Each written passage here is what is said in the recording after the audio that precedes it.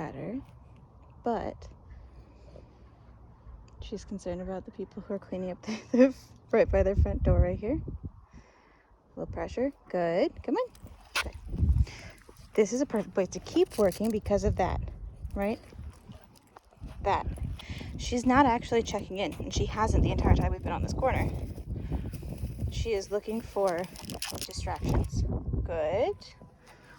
She's concerned about things that are going on in the environment around her, so we're not done. Good. Good. Still distracted. Oh, look at that. That much pressure. Good. And this is something that you won't necessarily notice unless you keep working your dog, right? So she's going along, cruising, no pressure on the leash, a little bit of marking, doing great. If I stop, stopping is a great way to check in. Look, she can stop out there. So she is doing what she's supposed to do, but she's not quite prioritizing me yet. Good. And it's not that I need her to have her full attention on me the entire walk, but I do need to be the top priority the entire time we're walking. Good. And what I mean by that is just, I need her to be able to respond to this leash pressure no matter what's going on around us. Good. That's all I mean by prioritizing me.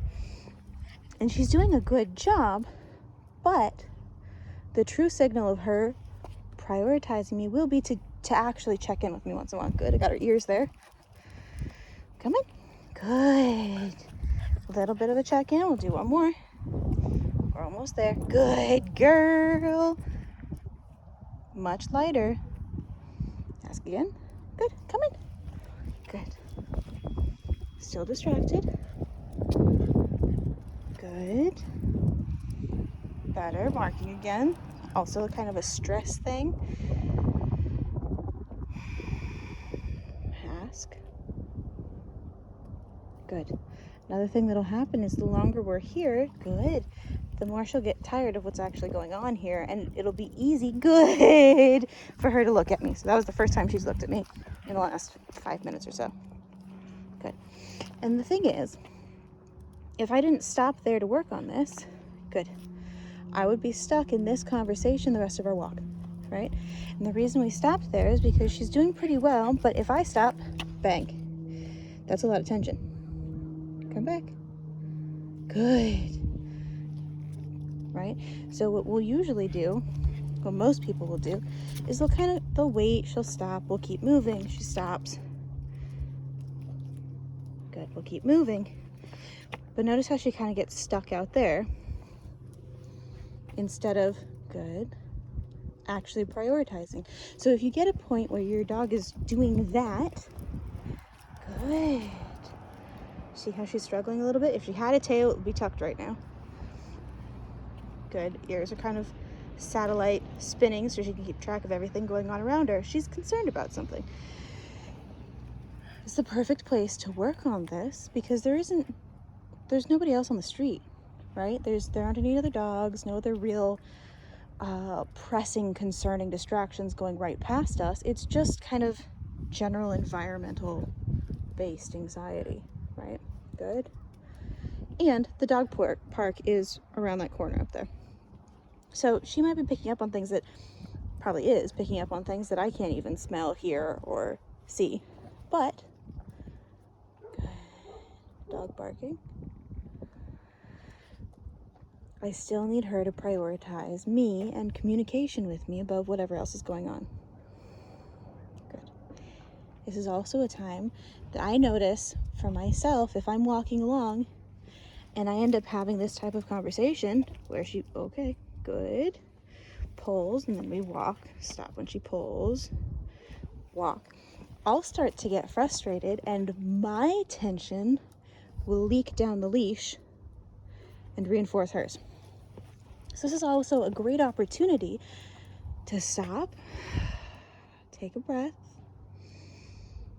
actively relax my body so that I can make sure that I'm not passing on any of my stress, anxiety, or tension down the leash to her. And there's a dog up there. Ooh, 2 dogs. What do you think? Good, she's doing fine. I'm gonna step over here so that she has a better chance of seeing me. And I can give her more guidance if she needs it.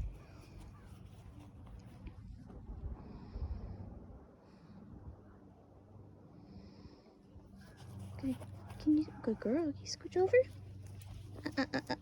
Good. Okay, switch hands here.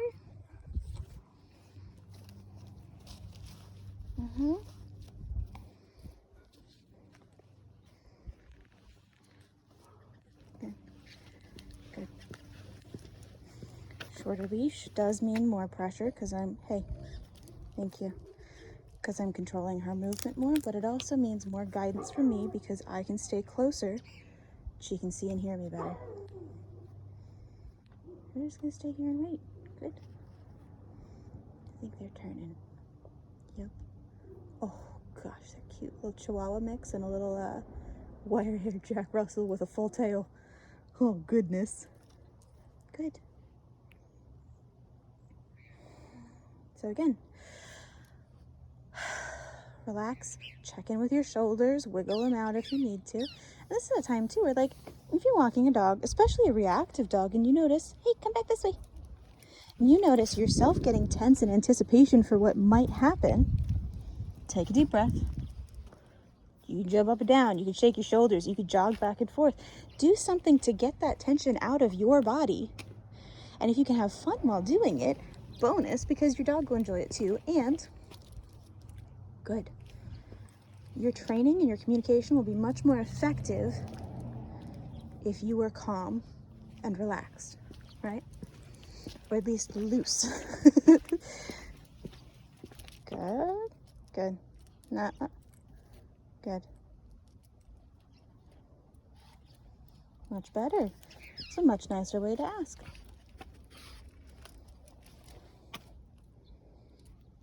I'll cross and see if it's any better on the other side. I know there's some dogs in the yards here. Good. Good. Good. There we go. I know I've said this before, but like, I don't care if your dog is ahead of you if you have clear and reliable conversation with them or communication with them through the leash, and they're not just dragging you down the street, right? And as long as they don't need clear direction from you in order to navigate a situation. So like if she is to spot somebody like she did a few minutes ago, if she can handle that situation without my guidance, she can stay ahead of me, right? She can look, she can make her own choices, go ahead. If she's going to need my guidance, I'll shorten up my leash and get closer so that I can step in front of her or between her and the distraction or the trigger, and thereby provide more guidance. I won't be able to get the same leverage or put the same amount of pressure on the leash when they're here, good, as opposed to when they're way out ahead of you. Oh, cute puppy. Come in. Good. Good. Good. See how she speeds up? She's a little bit stressed by that, but she's making good choices, so we're going to keep going along like this. Come in. Good.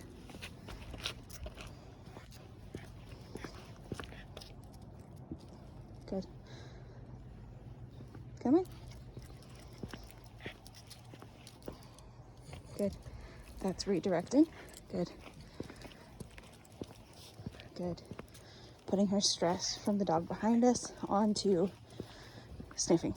Trying to give herself an outlet so she doesn't have to deal with it. Good. Thank you. Good.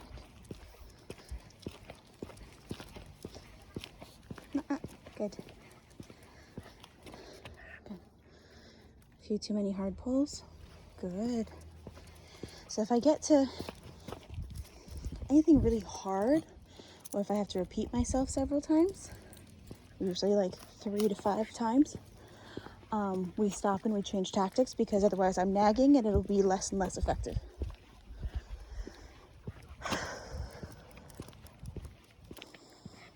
You done? Good. You ready to go home already? Yeah. Okay. And that's it. We'll head home. Good. Okay. Go ahead.